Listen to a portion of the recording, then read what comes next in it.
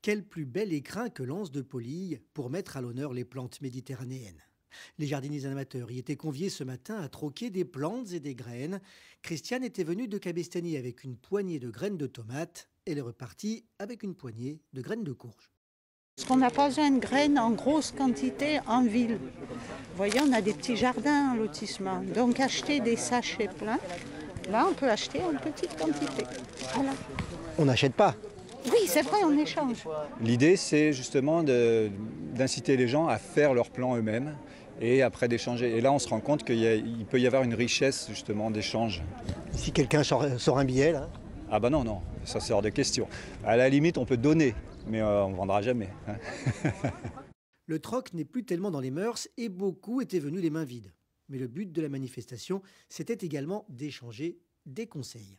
Bon, l'idée, c'est de couper un petit peu les racines aussi.